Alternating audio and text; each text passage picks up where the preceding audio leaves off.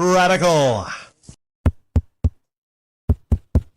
Welcome to Flea Market Stories, documenting one man's journey into the world of flea marketing. Let's talk about quality control. And this is not something I really want to talk about right after today because I got to up my quality a little bit. I thought I was 100% on point, but sometimes you got to admit to yourself that, you slip a little bit. I was slipping a little bit on my quality. Today, I had not one but two controller returns. And on the one case is a PS4 controller, which was working fine. And maybe the dude just didn't know how to connect it correctly. I don't know. It's actually somebody that sells to the right of me, and they're going to be there tomorrow. I just, I tested it pretty good. So I think on the one thing, I'm going to actually have my PS4 tomorrow and playing a game. So I'm going to look to the right, and I'm just going to casually ask, hey, you want to play this game? You have a PS4? Would you like to play something? I brought my PS4 today. I never bring my PS4 to demo. Just kind of rubbing it in that it works on this PS4. And then I might say, well, maybe it's the kind of PS4 you have. I don't know. It's weird. Maybe something could be wrong with your PS4. Because I don't like things coming back. In the other case, there was a Cool Colors PS3 controller that came back. And the guy was super nice about it. He's super nice. Probably one of the nicest dudes I've ever met at the flea market. One of the most excited dudes when it comes to game stuff. And he didn't look it, but I think the guy is in his 60s, but he didn't look it. A lot of clean living. He said he met his wife at a disco in the 1970s. So I'm doing the math, right? So okay. So he's got to be in his 20s and the 70s. So that means, 60s. Maybe late 60s, something like that. Mid 60s at least. But, the guy must be clean living. Because I wouldn't think he's beyond 40, 45 at the most. So maybe that's why he's so happy, because he looks so young. I'm not sure. Or maybe he seems so young because he's so happy. I generally think there's a link between happiness and slow aging, I believe. Of course, if you're stressed out, probably you're going to age quicker, I guess. It seems like it, right? But back to that PS3 controller, he said it wasn't the face buttons, it was the top buttons. And I have no reason to not, because, he's an honest dude. He's did business with me there before. I have no reason not to think that he was lying about it. And that one just kind of stung a little bit because I thought my quality was 100% on point. But slipping, man. And I'm trying to think back to when I tested it, if I was in a rush, in a hurry. And then there was something I found, which was a wrestling game which one was it? I think it was SmackDown vs. Raw 2011, I believe, for PlayStation 3. And that one just wouldn't recognize in the PS3. I don't know if it's maybe a situation to where, it works, and then after time goes by, it just doesn't work again. I don't know. I cleaned it pretty thoroughly. It wasn't working before. So maybe it's one of the situations to where, I don't know. You can tell this bugs me. It bothers me, man.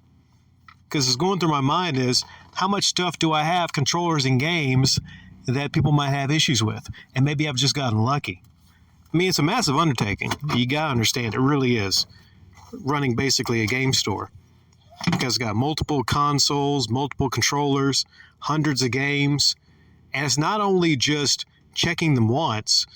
Probably what I'm going to have to do is going to have to actually just on site on my downtime, keep checking the discs that are not something that I install, and even set aside some time to recheck stuff. Maybe it comes to that. I don't know. Because when it comes to PlayStation 3 and Xbox 360, I can check that stuff for people. I like to right before they buy something, and it's be kind of damn embarrassing if I check something after saying I check all my disk and it doesn't work. But there's no excuses to not have my quality control all the way up. No excuses whatsoever. It really isn't. Regardless of how strapped for time I am. Because unlike YouTube, unlike here to where there probably might be an error in a title or a thumbnail that's a little bit off or something like that, or maybe like audio missing in an outro, which has happened before here, I got to really prioritize my business. I got to. And I got to set a good reputation as being a guy that's got a ton of quality in his store. I've got to set myself apart from all the other vendors at the flea market, basically. Well, not all of them. There's a lot of quality vendors there. But most of the vendors that sell video game stuff, you just can't trust their stuff. Two other things. There was a guy there, helper of mine, Jonathan, guy that rides a scooter. He has a job as a repo man. He told me a story that he was repoing a Corvette, and he went to get the keys, and the guy handed over the keys, and then his brother came out like, hell no, don't give him that. Don't give him the keys. He going to take your card. And then after that, and his brother came out, he got punched in the gut. And it must have been a good punch because it said it leveled him down. And then he said his buddy, assistant, because I guess they don't repo cars alone, a big old motherfucker, 300-pound solid muscle came out, grabbed the guy by his neck, picked him up, and slammed him. And then he walked.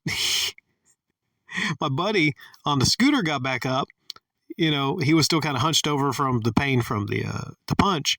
He went over to him, went to his pocket, got the keys, and he said, "Have a nice day." Kind of like Mick Foley, just have a nice day, right? So that was kind of funny. Well, not funny that he got hit, but funny that the guy got slammed by that motherfucker. So he told me, he texted me that it was a great deal.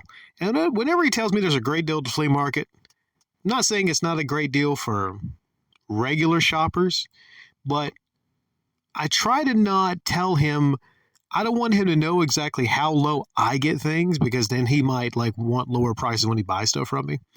So I try to keep it away exactly what I pay for stuff.